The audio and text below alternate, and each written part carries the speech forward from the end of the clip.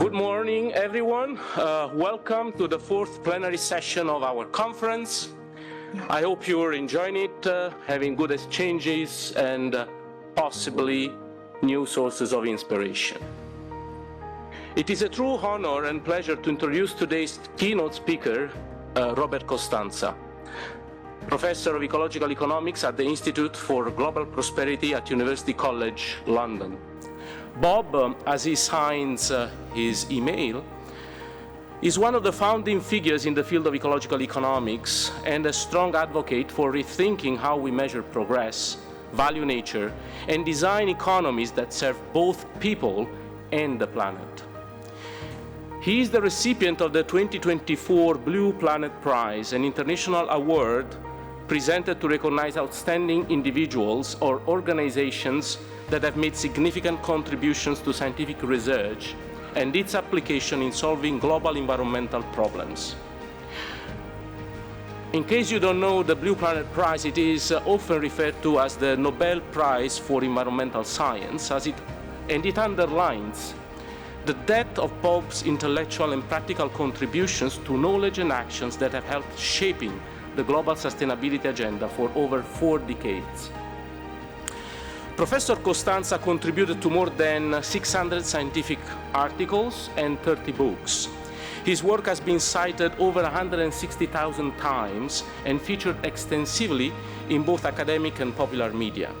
His most recent book, Addicted to Growth: Societal Therapy for a Sustainable Wellbeing Future, addresses what he refers to as our addiction to economic growth at all costs. Bob recognizes that our economic system is dysfunctional and proposes a strategy to promote shared values and a collective vision to create economies that promote true well-being and sustainability as a way forward. He is co-founder and past president of the International Society for Ecological Economics, ambassador of the Wellbeing Economy Alliance, member of the Club of Rome, founding editor of the Journal of Ecological Economics, and currently serves as the editor-in-chief of the Anthropocene Review. What makes Professor Costanza's work especially meaningful to us here at ISQOLS is his keen ability to integrate the ecological, economic, and social dimensions of human life.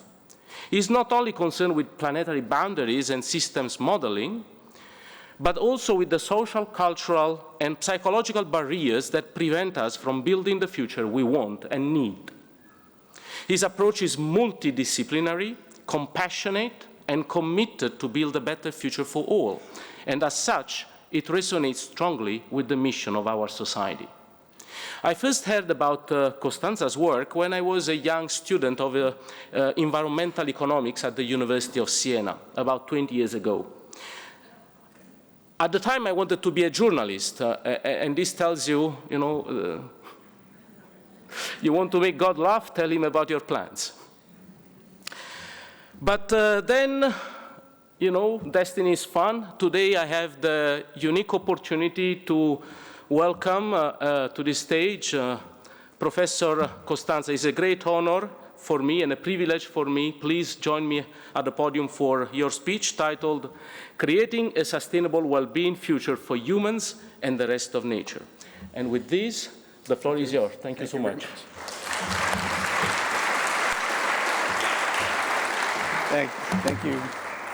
Thank you, Francesco. That was one of the best introductions I think I've ever had. So thanks very much for that. And I hope everyone has a high level of subjective well-being at the moment, and maybe I can even improve it a bit with this talk about how do we actually get there? How do we create this sustainable well-being future for humans and the rest of nature? And I put it in that form just to emphasize that it's not humans and nature as separate things. It's humans and the rest of nature. We're all part of this integrated system. There we go. And I think you probably all heard this term, the Anthropocene, just to recognize the magnitude of human impact on the planet these days. We don't live in an empty world any longer. We now live in what Herman Daly has called a full world, full of humans and their artifacts and their impacts on the planet in various ways. And I think the bottom line implication of that is that business as usual is no longer an option. We really need to change how we think about things if our goal is to create a sustainable and desirable Anthropocene. We need to think and act differently. And it's an opportunity as well. I mean, the time is now, really, to build economies that have a different goal, have a goal of sustainable well-being of humans and the rest of nature, rather than the single-minded pursuit of GDP growth at all costs, which is now getting us into quite some trouble, as I'll say. And to achieve this sustainable well-being future, I think we need these three elements in a more integrated way. First of all, having a vision of how the world is, our scientific understanding of how the world functions, and I think at multiple scales. And certainly we've learned a lot about the Earth system and how it functions, but we've also learned a lot about human psychology and how it functions, what actually does contribute to human well-being. And the other side of it, how do we make that well-being sustainable? We don't want to sustain a poor system. We want to create and sustain a high well-being system. But we also need an adequate vision of how we would like the world to be. What are our goals for the future? What does that sustainable well-being future actually look like? And how is that a better place for people to exist? So I think I'll get back to that. But we also need our tools and analytical techniques to be consistent with this changing vision, changing understanding. And I think that's going to require a lot more systems thinking and modeling. How do we understand this whole integrated system? Not just the pieces one at a time, but how are the pieces all interconnected and how do they function over time? And I think our implementation strategies also need to be different. And we need, I think, to develop new kinds of institutions, especially ones that can better manage our common assets, our social and our natural capital going forward. And I think to overcome this addiction is going to take some societal therapy. And we have to talk about what would that look like. Anyway, back to the the vision of how the world functions. We know that the world is a complex, nonlinear, adaptive system. There are thresholds, there are tipping points, there are surprises. This is just a graph of some of the potential climate tipping points that could cause the climate to really change quite quickly. You've heard about the ice sheets melting, but there's many other potential tipping points in the climate system. So understanding how the biophysical world works, I think, is certainly advancing, and we're understanding exactly how complex that system is and how we need to manage it in a more integrated way. We also recognize that there are fundamental ecological constraints. There are planetary boundaries. Who's heard this term before, just to get a feel for this audience? Okay. I'd say at least half of you, more than half. Okay, good. So you know about that. You also probably have heard about, this is just the most recent version of that, which estimated that there were already outside the safe operating space on 6 out of these 9 planetary boundaries that have been identified, including obviously climate change, biodiversity loss, land system change, fresh water, biogeochemical flows, et cetera, novel entities. So we're in dangerous territory in terms of the future, the biophysical future of the planet. And we know we are at a critical threshold because of these potential tipping points, because of our performance outside these critical boundaries. We could go over the edge into what's been called a hothouse Earth, from which there's probably no coming back. And it's a climate system that humans have never been subjected to over the entire Holocene period. And the Holocene period was a very stable climate period that really allowed human civilization to be created. So now in the Anthropocene, our challenge is really to move to this more stabilized Earth system, stabilize the climate going forward. So, unfortunately, that's not the movie that most people or many people are lining up to go see. These are inconvenient truths, and how do we change that system? Simply pointing out how bad the future might be, is, or might be, I think is not really enough to make the changes that are necessary. So how do we do that? I think the solution is that, first of all, we need a third movie. We need a more positive vision of what this new system could look like that recognizes the interconnection and the embeddedness of the economy within society, within the rest of nature. These are not separate things. These are highly integrated components in this complex Earth system. And I think that recognition first needs to underlie how we create the kind of system, a sustainable and desirable economy in society in the rest of nature. So that's what ecological economics, I think, has been about from the beginning. It's a transdisciplinary field. It's not designed to be a subset of economics. It's really designed to be an integration of ecological thinking, economics, psychology, and Earth system science. How do we understand the Earth as a complex, integrated ecological system? It is an ecological system. And it has these three integrated questions or goals. First of all, to establish and maintain an ecologically sustainable scale, so staying within planetary boundaries, basically. Second, a socially fair distribution of wealth and resources, both within the current generation of humans, but also between current and future generations, and also between humans and other species. So this whole issue of fairness, of equity, I think has always been a central characteristic because there's a recognition that that's extremely important to well-being at multiple scales, from the individual all the way up to the planet. And finally, have an economically efficient allocation of resources, which has traditionally been the domain of conventional economics, but recognizing that there's a lot more that contributes to well-being than just the market system. So how do we make sure that our natural and social capital contributions are given adequate weight in that allocation system? So if you want to look at it from the planetary boundaries point of view, in this diagram, I'm sure many of you have seen some version of this, Kate Rayworth's safe and just donut, that we need to stay within planetary boundaries, but we also need to create the elements of well-being and quality of life within those boundaries.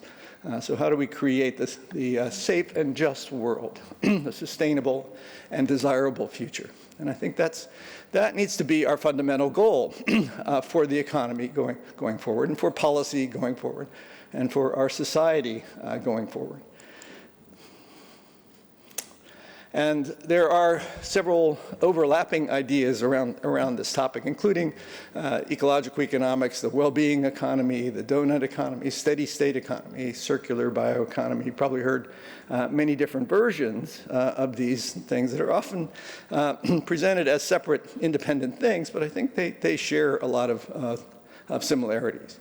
You know, even the Chinese idea of ecological civilization, I think, is headed in the right direction. I like the term lagom. I'm not sure if any of you have ever heard that Swedish term, lagom, which means just enough. Everybody has just enough. You know, not too little, not too much. So it's really about equitable distribution, but also not a sacrifice for anybody. So it's a way of talking about it. I was recently part of a paper that tried to look across all of the existing alternatives to conventional economics and come up with a set of principles that they all more or less agree on. And so it came up with these 10 principles that I think are kind of common to all of these alternatives. Starting in the middle with, you know, the need to be holistic, to recognize this embeddedness that I talk about. To need to be truly inter and transdisciplinary, I would say. And then on the ecological, political, and social side, I think there's also a set of principles in each of those areas that recognizes, you know, the limited substitutability of natural capital for other forms of capital, for sustainability, the limits to growth, the necessity of regenerative design. The need to get, you know, beyond GDP and post-capitalism, and etc. I don't know if I want to read all of these, but to take a more holistic perspective on people and values, and to focus on equity that I mentioned, etc. So you can take a look at that paper if you want more details about that. But maybe we could take a step back for a second and say, well, what's the problem? What's the old vision? Which I think is still the current vision that guides a lot of our policy decisions these days. What does that look like? Well, the traditional factors of production, land, labor, and capital. You can see that land is kind of grayed out here because there's the assumption of almost perfect substitutability between these factors. You don't really need land, natural resources. You just need more labor and capital to produce more GDP that is then either consumed in the short term or reinvested to build more capital in the next period. And that individual utility or welfare is largely a function of how much we consume, right? So what are the basic premises of this vision? That more is always better. GDP is a good proxy for national welfare. In the post-World War II period, when GDP was really coming into prominence, this was probably not a bad assumption. We needed to rebuild the global economies that had been destroyed in World War II. So it was probably a good proxy, at least for a while. But times have changed, and now all the side effects of that GDP growth are really beginning to get in the way. The other premise, I think, here is that this economy can grow forever, that this scale is not an issue. We'll always find some technological way out. So you see nothing in this vision is limiting how big the economy can be. We'll just grow forever. Poverty is best solved with more growth. We don't really need to worry about distribution that much. We'll just make the pie bigger, and then we can figure out how to split it up later. And that's more of a political decision than an economic one. Nature is kind of a sideshow, as I said. We don't really need nature or natural resources, and sometimes it just gets in the way of growth. And private property is always best, because we're talking about marketed goods and services which are rival and excludable, sort of easily measured with GDP. So you don't really need to worry about the commons so much. They're just these sort of annoying externalities and relatively small. So private property rights are either private or public, and the emphasis is on privatizing things. So what's wrong with that vision, and what's a better vision of where we are now? And I would present this one, which recognizes that we live in a materially closed Earth system. Everything has to go somewhere, that these four basic types of assets or capital are all required in a more balanced way in order to produce both conventional goods and services, but also to produce well-being more broadly described.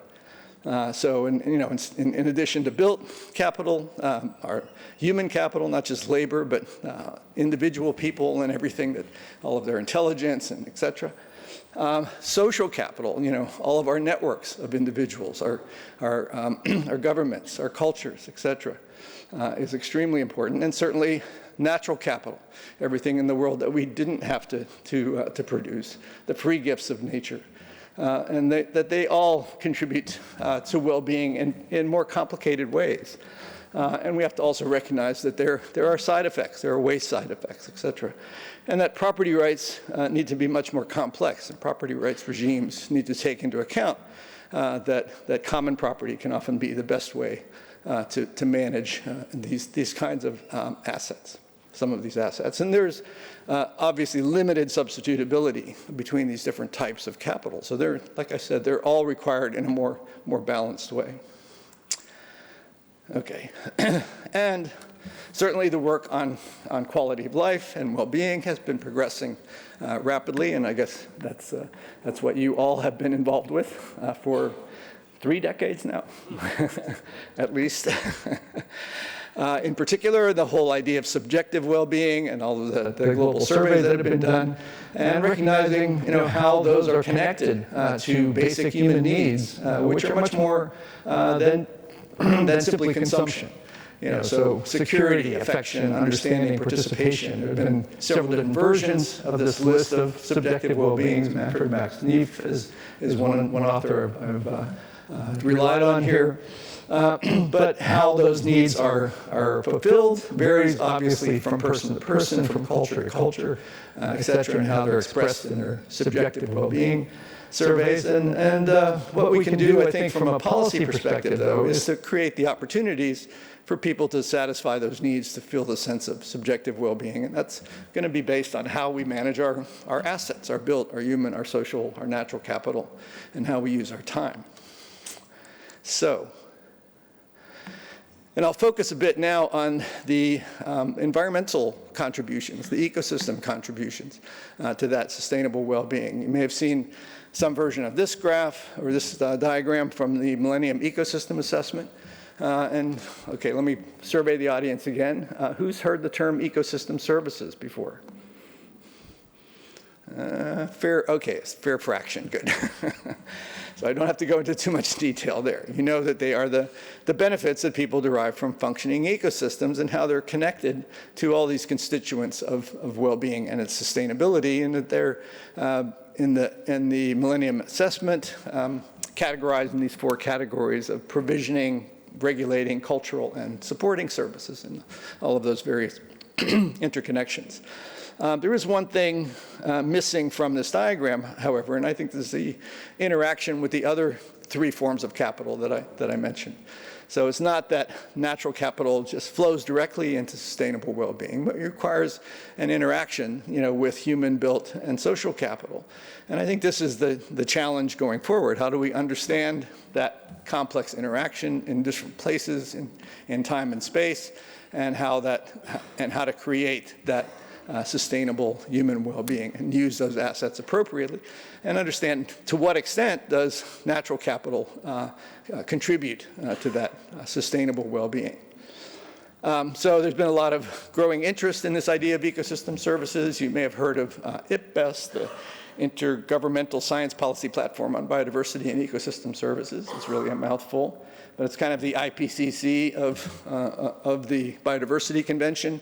That's been creating assessments like the IPCC over the years. Francesco mentioned the Blue Planet Prize, which I shared last year with IPBES. And I think recognizing the growing importance of this idea of ecosystem services and their management to moving forward and solving our environmental and social problems. There's also the Ecosystem Services Partnership, which is a growing group like this one of practitioners and researchers in this field of ecosystem services. If you want to learn more about that, take a look at their website. And certainly the interest in academic research in ecosystem services has been growing exponentially. This is from the number of documents in Scopus on this topic. You can see there's now almost 7,000 articles a year published on this topic. Almost 60,000 have been published so far, and it's still rapidly growing. The most highly cited of those is this one, which Francesco was maybe alluding to, that we did back in 1997, seems like a long time ago now, but where we tried to estimate, with the information that we had at the time, the total value of 17 different ecosystem services across 16 different biomes, and we came up with which admittedly conservative estimate of much more than global GDP at the time. So I think this sort of kicked off a lot of interest in this topic. We made the point that these services were not small externalities, as I think the economic community was considering at the time, but these were a bigger contribution to our well-being and its sustainability than all of the things that are captured in GDP. We managed to get the cover of the magazine, which was great. But we didn't control exactly what they put on the cover, and they said pricing the planet, and we really didn't mean pricing as much as we meant valuing in a more comprehensive way, and recognizing the difference between market exchange values and prices and the sort of non-market valuation of these ecosystem services. And I think that's led to some ongoing confusion about what this kind of valuation exercise does. But the question is, well, did that have any policy influence at all?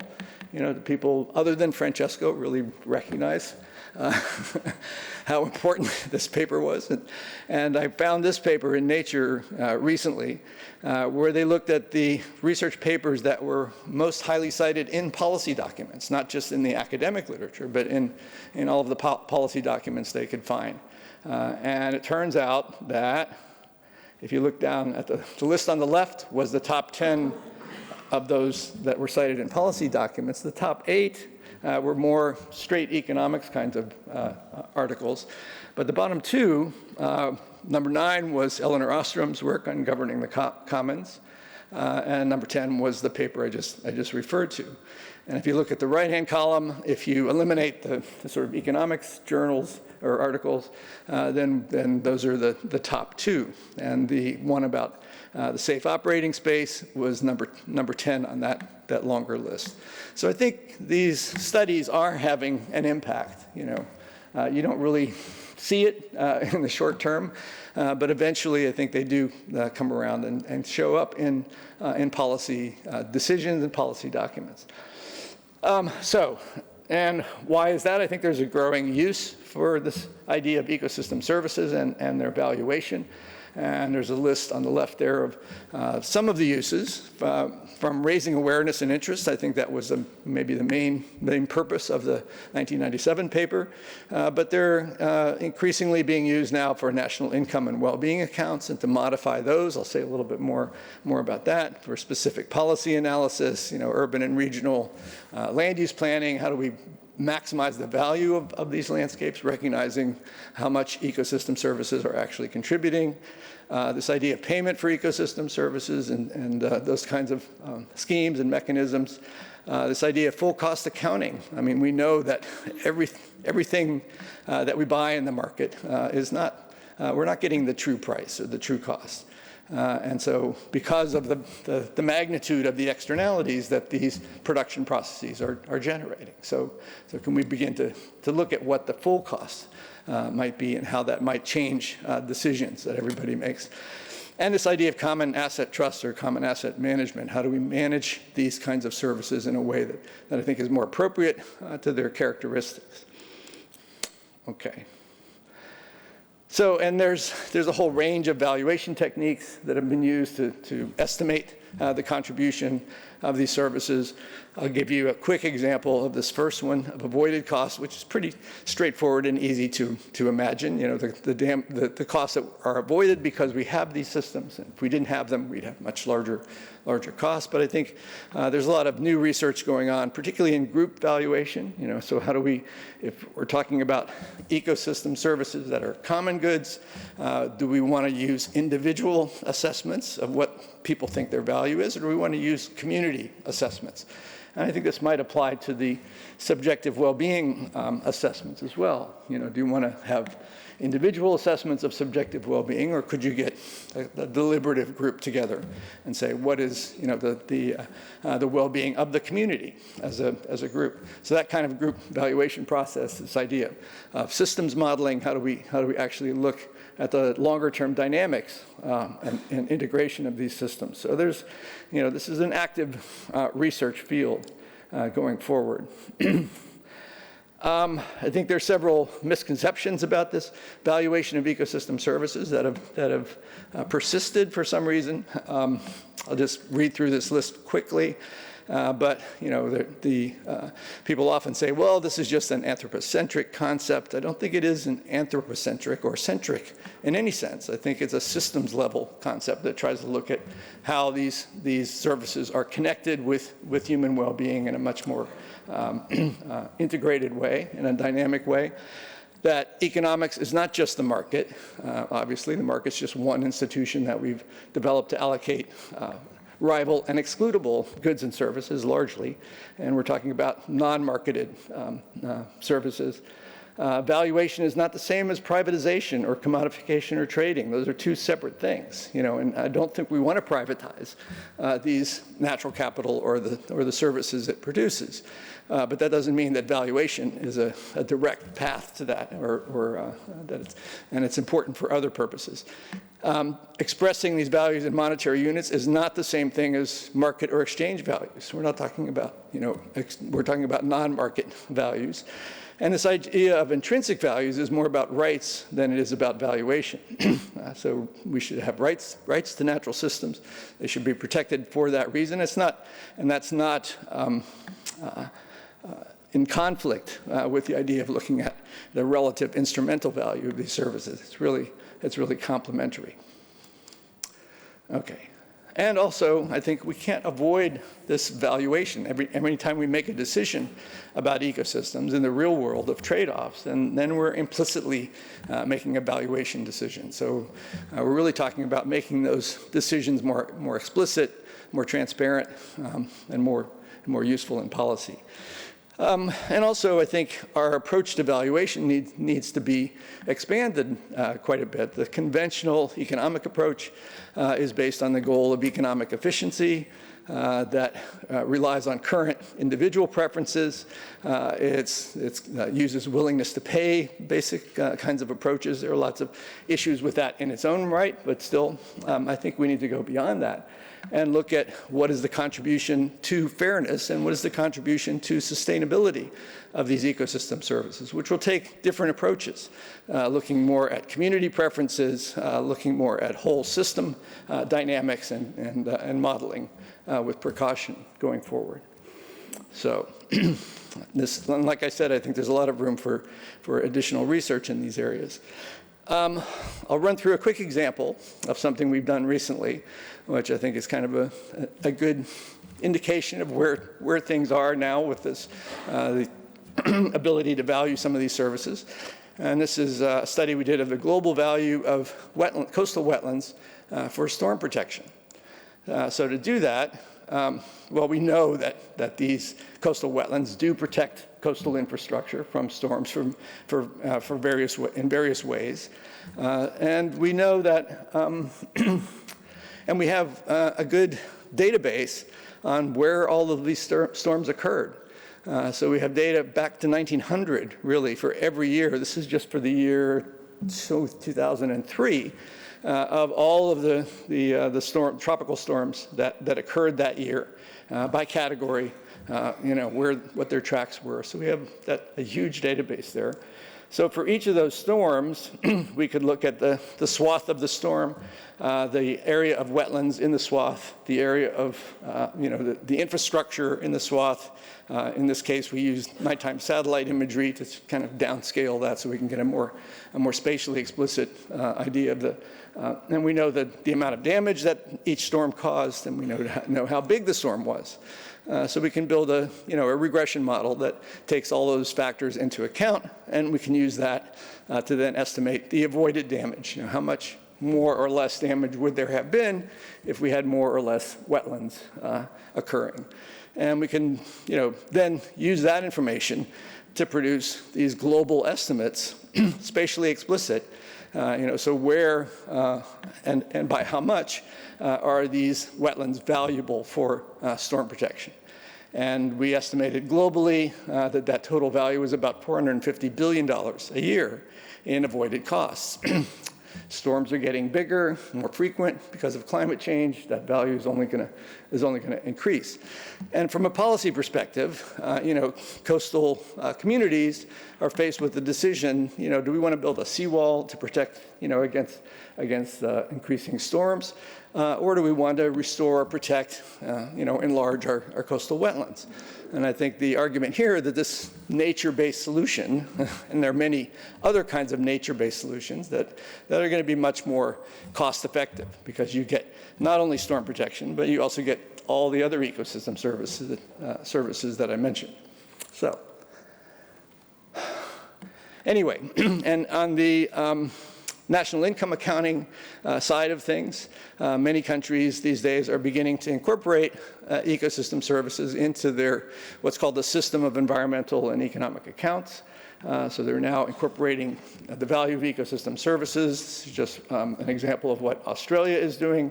And it turns out that there are many countries that are beginning to use this SIA process to implement ecosystem services into their national accounting system. So it's getting a bit beyond just GDP. I think it's not everything that we need, as I'll show, but at least it's beginning to start implementing some of these things into the national accounting and recognize the value of those natural systems. China has begun to do what they call gross ecosystem product, which is basically this approach that I've been talking about, to do just that at the national scale. So there's that kind of emphasis. We've been involved, this is an effort to collect all of these studies that I showed before and the value of the different services that they're producing, the ecosystem services valuation database. I think they have more than 12,000 individual valuation estimates now in this database, and it's rapidly increasing. And it's something that's open access and that people could use to do estimates of the value of these services in various contexts. We used an earlier version of this to look at this earlier version, which looked at how those values had changed over time and the sort of range of estimates for different biomes in terms of the total monetary value of these ecosystem services. You can see that coastal systems are quite high in their contributions. And we use those estimates to then say, well, what had changed between 1997 and 2014 in this case? And we estimated that largely because of land use change over that time period, that we've lost about $20 trillion worth of ecosystem services because of deforestation, because of loss of coral reefs, because of loss of coastal wetlands. Yeah, right. Sorry. I'll try to speed it up a little bit. Anyway, and you can look at scenarios into the future and how that might be affected if we stick with our conventional business as usual, upper left scenario, versus if we do policy reform or this great transition, which involves really being serious about how we restore and revalue those wetlands. So we could restore those things. Okay, so a little bit more on social capital, which I think is also equally important, as I said, and that equitable distribution is essential to social capital and quality of life. This is from a study by Richard Wilkinson and Kate Pickett, you're probably familiar with, on the relationship between income inequality and a whole range of social problems. We know that there's a strong relationship there. And we know that, GDP was never designed to cover any of these issues. This is a quote from Simon Kuznets you probably heard before. So we've known about that from the beginning when GDP was defined. And yet we're still addicted to this use of GDP as our primary policy goal. But it's time to leave that behind. And there are a lot of alternatives. This is just a subset that we pointed to into these three categories. The top one in green are efforts to modify GDP in some way in order to get past some of these problems. The middle ones are direct surveys of life satisfaction, like the World Value Survey. And the bottom ones are indices that are built up from multiple components, including the OECD Better Life Index, the Human Development Index. I'm sure you're familiar with all of these, right? Oh, yeah. And certainly one of them is this, the World Happiness Report and how it reports the life satisfaction scores across all these different countries every year, and also tries to explain the variation across countries with these different factors, and showing that, GDP per capita, contributes maybe 10, 15% of that. Notice that the environment is not included as one of their variables. So I'm going to encourage Richard and others to try to throw that in maybe to one of the next assessments. And we've heard a lot about subjective well-being. I'm not sure you've heard that much about the genuine progress indicator as an alternative to GDP, but I think it's relevant because it does relate to this idea of defensive expenditures or defensive consumption. So it starts with personal consumption expenditures, but then it weights those by income distribution to get at the equity effects. It adds a few things that are left out that should be included, like the value of household labor and volunteer work. And then it subtracts a bunch of things that are really defensive expenditures, the cost of crime. We don't want more crime. If we're spending more on police, we're just defending ourselves against security problems. And so there's a whole range of natural and social capital defensive expenditures that are included and that are subtracted then from the personal consumption expenditures. This has been done for a number of countries. We put together a global assessment not too long ago. And this compares GDP per capita, the top line, with this GPI per capita, the bottom line. And you can see that, up until perhaps 1980 or so, or the late 70s, we had true economic growth. But after that, we had what Herman Daly has called uneconomic growth. The economy's growing. It's not really economic because it's not improving genuine progress when you subtract out the effects of increasing inequality and all of these damages, the side effects of this increasing GDP. So we've been following the wrong lead for quite a few decades. And more recently, we had a class at UCL, and the students in the class are listed down there, where we tried to say, well, let's expand that and look at all of the alternatives to GDP that have been collected. And we ended up with 218 alternatives to GDP at multiple scales. And our contention was, this is a blessing and a curse.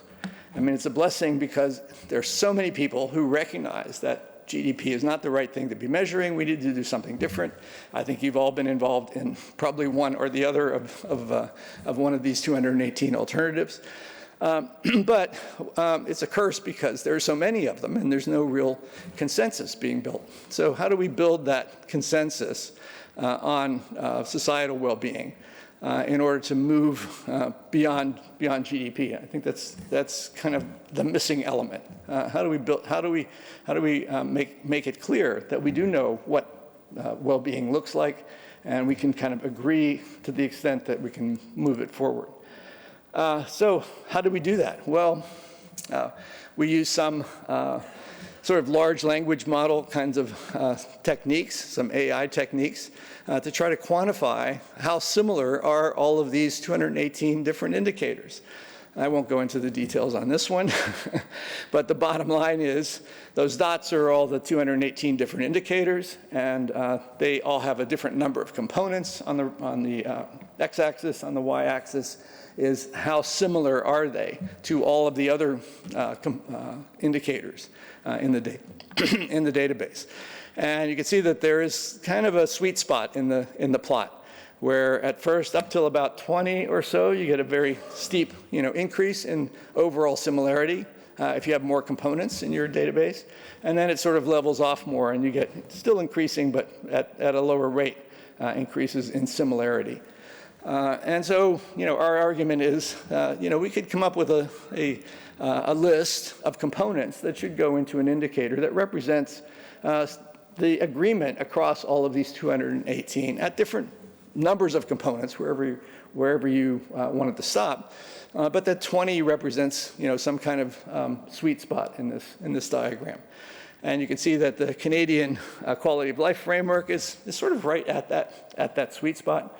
Some of the other ones are also sort of near the top of that curve, but with more components in their indicator. So, if you look at just the synthesizing indicator with, in this case, we boiled it down to 19 components, including life status. And so this represents all of the components that were most similar across all of the 218 indicators that we looked at. and that include the human, social, built, and natural capital components, sort of in a more balanced way. And you see that these components, I'm sure you'll see, are quite similar to many of the things that we do. This is part of a project called MERGE, which is a Horizon 2020 EU project that includes a range of researchers and policy areas, et cetera.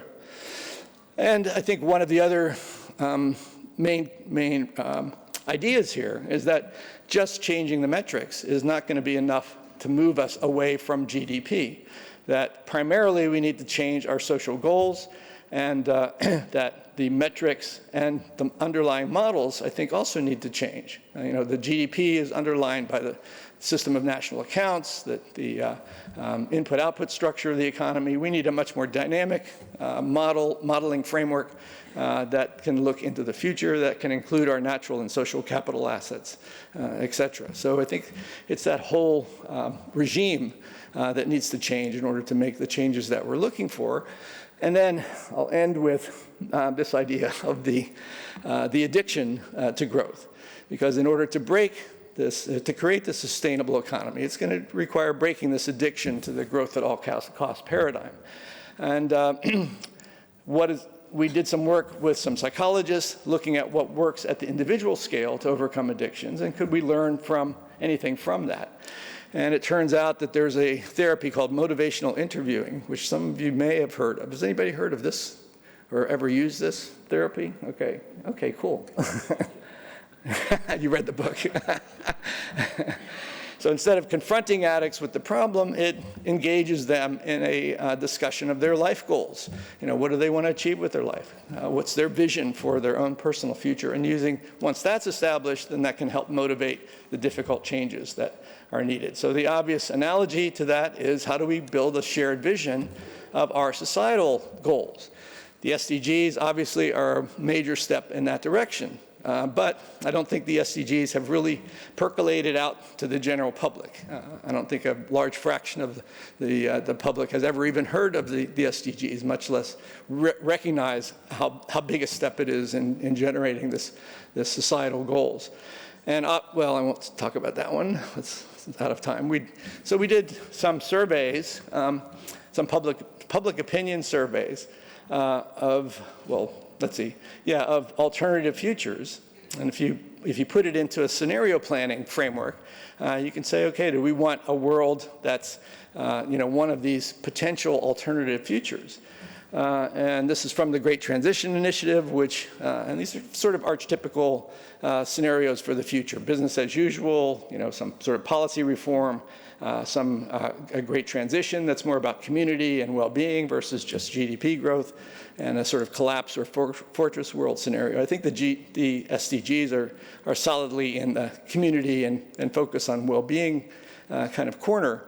I think the problem is, how do we communicate those alternatives to the broader public? And I think it's going to take more than simply bullet points. It's going to take really an engagement of the arts and humanities communities. What would those worlds actually look like? What would it be like to live in, the Great Transition world, or the market forces, or the fortress world scenario? So we've done some public opinion surveys, I said, in Australia, looking at describing these four futures, slightly differently worded, and asking people to rank them and say, which of these futures would you prefer to live in? And we get results like this. In this case, it was like 72% ranked the community well-being future, the Great Transition, the SDG future, I think, as being number 1 or 2. We also asked them where they thought the country was headed, and it was very much the free enterprise future. So, and there's been some other surveys similar to that in a group of countries. This one looked at a more simple group of scenarios, just the business as usual or the sustainability scenario. But you can see that by far in all countries, the sustainable scenario is much more preferred to the business as usual scenario. And there's been some recent surveys by the Earth for All study that asked Europeans that whether they were support for this well-being economy among those surveyed. And there's high support for the idea that the economy should be about more than, it should be about more about health and well-being rather than just GDP growth. So, finally, what it's going to take, though, to move in that direction. Once we've established that shared vision, I think it's going to take a movement. It's going to take an alliance. And you've heard about the Wellbeing Economy Alliance. I think the goal of that and other organizations is how do we bring together all of the movements and individuals that are headed in the same direction. And so you can take a look at what's going on there. And I'm sure that there will be some connection going forward between ISQOL and we all, because I think we share a lot of the same agenda, and with a really large number of other organizations and individuals. So I think this recognition that, in fact, there already is quite a shared vision that's out there. It's just not really been communicated back to the public. So how do we continue to build that shared vision? How do we communicate it back to the public? And how do we use that, I think, to make the transition that we're really looking for? And I think that transition may take a crisis, and I think we're in the middle of a crisis right now, and multiple crises. But that crisis opens the door for new ideas like the ones we're talking about, and it opens the door for the creation of movements like we've just been talking about, which can then overcome the crisis and create the kind of world that we're talking about, the sustainable and desirable future. And I'll end with a plug for a couple of books that go into more detail on all of this, including the one that Francesco pointed to, but we also did a collection of articles toward an integrated science of well-being at multiple scales. It might be more directly interesting for this crowd. And also the sort of what ecological economics is saying about this sustainable well-being futures. And we're also starting a new master's program that some people might be interested in going forward on prosperity, people, and planet. Okay, I'll end it there. Thank you very much.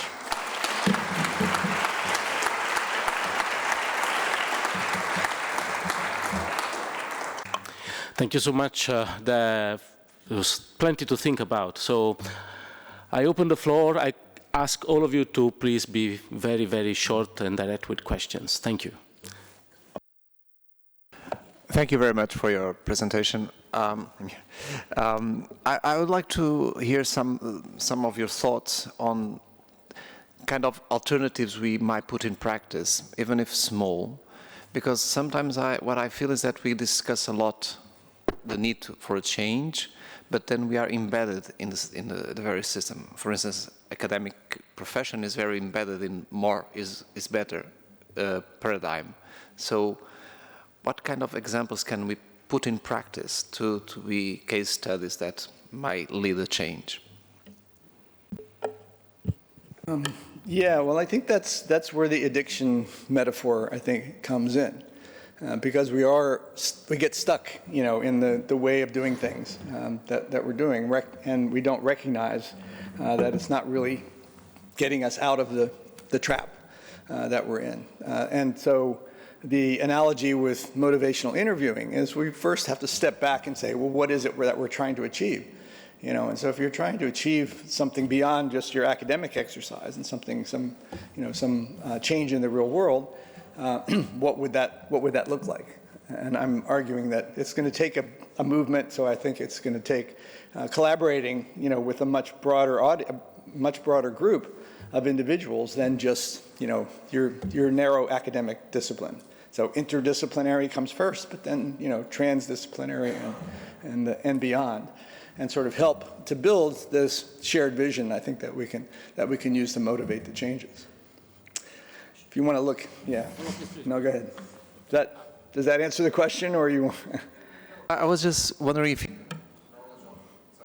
if you have any knowledge of practical experiments in the ground that produce an alternative. Exactly what you're referring to. Practical experiments of what? Sorry if I step in. I must be the nastiest chair ever. I suggest you continue this conversation. We can talk about this later, yeah. So that we give chances to other people to ask questions. And I would propose, if you don't mind, to collect 2 or 3 questions at a time so we can speed it up, okay? Yeah. So there is Jonas and then Maria and... So thanks a lot for your very inspiring and interesting presentation. So people seem to agree on sustainable well-being as the goal, but are they ready to make the required changes? And do you have an idea what to do to, to overcome this? For example, it appears that like meat eating would be very central, like reducing eating meat, but that, for example, seems to be a difficult issue. Thanks. Thank you. I was wondering, maybe on a bit of a different scale, I was wondering about differences between well-being and welfare and how profound they're in changing the paradigm, and another one on value versus price.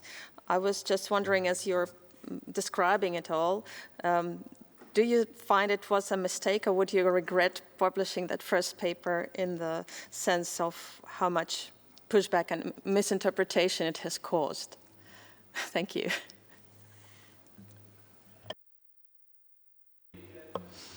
Yeah, so thank you for outlining those 200 or so measures. There is a mushrooming of beyond GDP attempted measures, and now possibly also a mushrooming of harmonization efforts. What are your thoughts on how we can move faster to a beyond GDP agreed metric that may be imperfect, but at least is there? Thanks. I hear so often complaints about the direction of the economy or the objective of the economy and so on. And it seems that there's often a confusion between that and collective action problems. So, at the global level, global and ecological problems are going to continue coming at us. And I wonder whether you think we oughtn't to be spending some resources solving the meta problem of not having a global enforcement body, even if that's not feasible for 50, 100 years. Okay, maybe I could start with that one, because I think it is a collective action problem. I think the changing the goal of the economy is recognizing that I think the majority of people on the planet are not happy with the way things are going, the way the economy is going. I think there's some survey evidence to back that up. There was an interesting study done in the US where they looked at 1,700 different policy decisions that were made and whether those were in favor of the public opinion at the time or in favor of special interest opinion at the time. And the number of those that were in favor of public opinion was 0. So it's the special interests that are controlling the direction of the economy these days. And it's not reflecting, the societal's, the democratic process. It's not really a democratic process. It's been said that, democracy is a good idea and we ought to try it. So this idea of, deliberative democracy, citizen assemblies, how can we actually get some democratic decision-making to overcome this, to make collective decisions in a much more democratic and informed way. So I think it is a crisis of collective decision-making and democracy underlying that. How do we move faster? I wish I knew the answer to that one. But I think, getting people to recognize that I think there is already this broad agreement on a different vision. One thing we're going to try, like I said, I think we need to engage the arts and humanities communities to engage people in thinking about alternative futures and building this shared vision. So we're going to create a video contest where we ask people to create short videos of these 4 alternative futures to describe how people, would live in those different futures in order to get people kind of much more engaged in that process. And because like I said, I don't think people even recognize that there is an alternative. You know, they're going with Margaret Thatcher, that it's only society, or there's no society. So I think that could hopefully speed things up. And like I said, you know, we are in a crisis, and I think that those kinds of transitions can often happen relatively quickly and unexpectedly. You know, the collapse of the Soviet Union was not really predicted until it happened. So there's a long buildup. I think we're experiencing that long buildup. We're seeing a crisis situation. I'm convinced that Trump is going to crash, you know, the U.S. economy and maybe the global economy, and that you know, we need to think of that as opening the door for the kinds of things that we're talking about. And when the door opens, we need to be ready with, here's a better alternative. You know, here's a way to have a sustainable, well-being future. And you know, that crash is going to sort of take away, like World War II did, you know, a lot of the built infrastructure and the addiction that we're in. It's like, so I think it could happen much faster than we think. But I think our challenge is to be ready when that opportunity arises. And what was the other one that I didn't quite catch? Maria. Yeah. Or whether you have regretted your first publication on the global value of ecosystem services because it has created a lot of pushback and misinterpretation. I don't regret it, and even though it has created discussion and controversy, yeah, and I think that's actually helped to stimulate additional research in the area, and that was our intention in when we published it. You know, we didn't say this is the answer. We said, hey, look, if you do this, you get this kind of answer, and hey, it's quite different than what we or others expected, and obviously we didn't do it perfectly, and so it's generated a lot of additional research and action in this area, which was good. So, yeah. Thanks. So we are.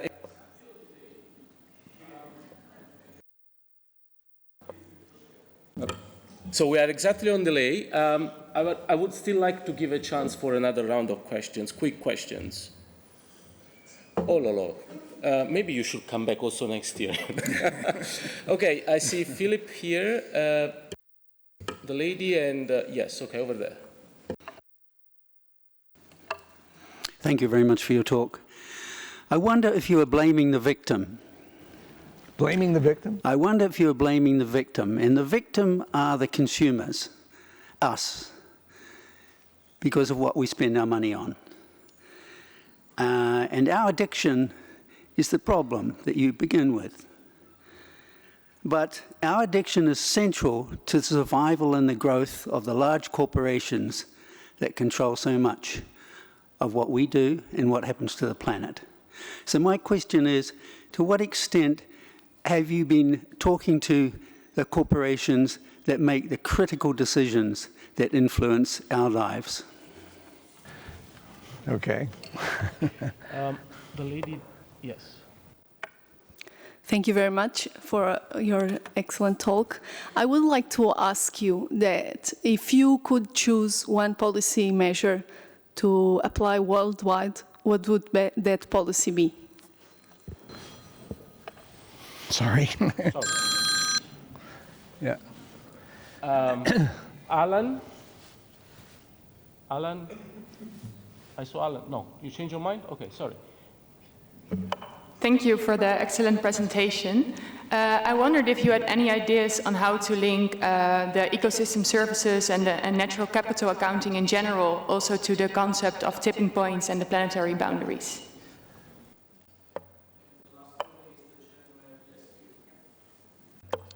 Interesting. Thank you for your interesting presentation.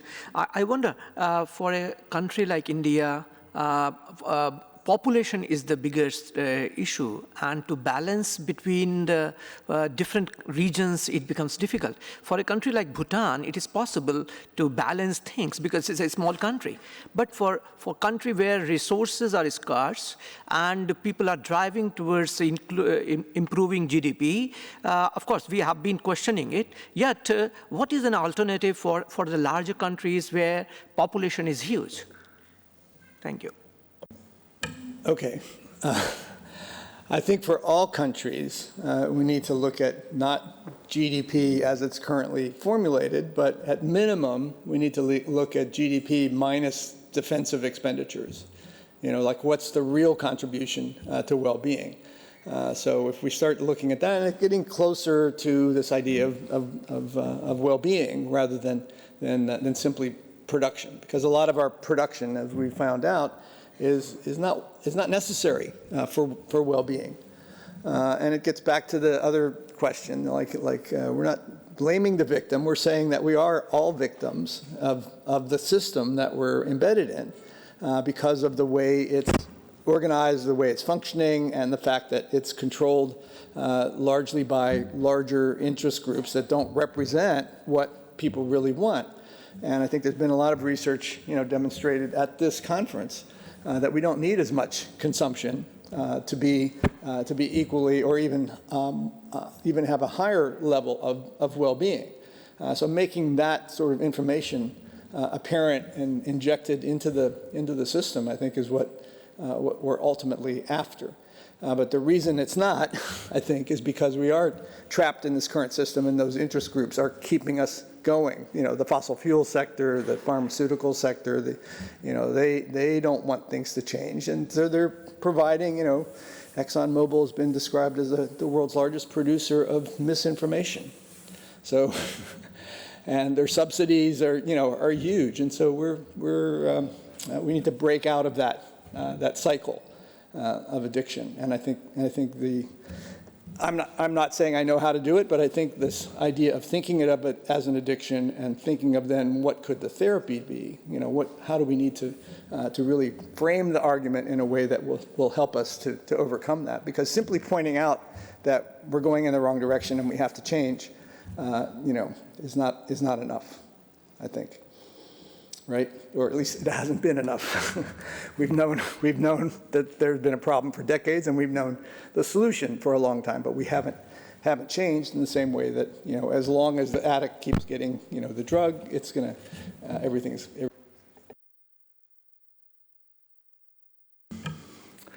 The idea that it's that people are much more averse to losing something than they are to gaining something of equal value. So overcoming these habitual, consumption patterns that people are in is obviously going to be difficult, and you have to have something positive on the other side. If you just say, stop smoking, that's difficult. But if you say, if you stop smoking, you're going to achieve this much higher level of health. You're going to have to stop coughing. You're going to be much better off. It can be enough to make the transition or to overcome that really positive feedback loop that's there. Was there one more that I forgot? I don't remember. The policy measure here. The policy measure that you would choose to apply worldwide. Policy measures. Well, like I said, I think the first thing to do is to change the goal. So if we can establish at the policy level that the goal of governments is to create sustainable well-being, then I think that would be the right first step. And I think there are some governments that are doing that. So the well-being economy governments, the small subset. That have basically made that commitment, starting with Scotland and Wales and Iceland and Finland and New Zealand and even Canada. Problem is the governments that made that commitment initially are no longer in power, and so we have other governments have kind of watered it down a bit. But I think it would be possible, for governments to get on board with that commitment and say our goal is sustainable well-being. How does that change our policies? Bhutan has really done that in practice. Their policies that don't conform to the gross national happiness, idea are ones that are not followed. I heard a story working with them that when they originally were asked to join the WTO, their initial reaction was, yeah, it sounds great. We'll join the WTO, we'll have more trade, blah, blah, blah. Then they sat down and said, well, let's put that through the gross national happiness screen. Is that going to actually improve any of their 9 domains that they had in the gross national happiness screen? And they said, nah, not really. So they didn't join. Yeah, so you could do that sort of thing on a larger scale with more governments. And maybe the European Union is kind of headed in that direction, or might be headed in that direction. Or it was. Let's hope it resumes. Yeah. We really need to close this, but I want to give a last chance for a question to Alonso Plough. I didn't realize I'd be the last one. I would have come up with something more. It's on the issue. It's on the framing of addiction, and coming from a health perspective, addiction or substance use disorder. It's a relapsing chronic condition. It's very, so to get at a core of addiction. I mean, motivational interviewing kind of gets you on the course to recognizing, oh, there's a problem. And then it takes a variety of medical community support, familial support, governmental support around this recovery trajectory. I mean, and I agree that we have a societal addiction, but addictions aren't treated by a flash of recognition. They are treated by a longitudinal, multiple set of interventions and awareness, because the basic biology of the problem doesn't go away. I would just kind of suggest that the analogy is a little more complex.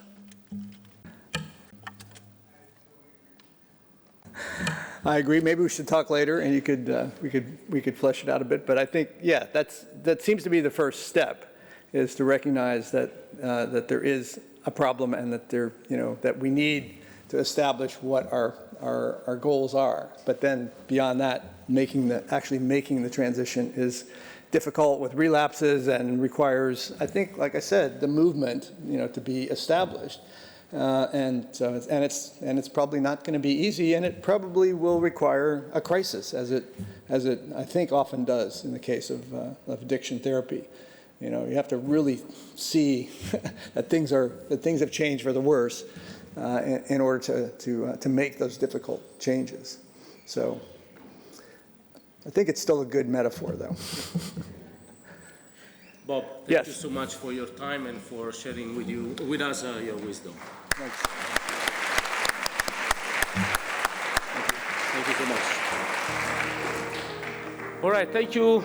This wraps up the 4th keynote session. While leaving the room, I would like to remind all of you that now there is the poster session taking place, and I invite you all to cast your votes, because this afternoon we're going to award the best poster. And I wish you also all a good lunch. Thank you.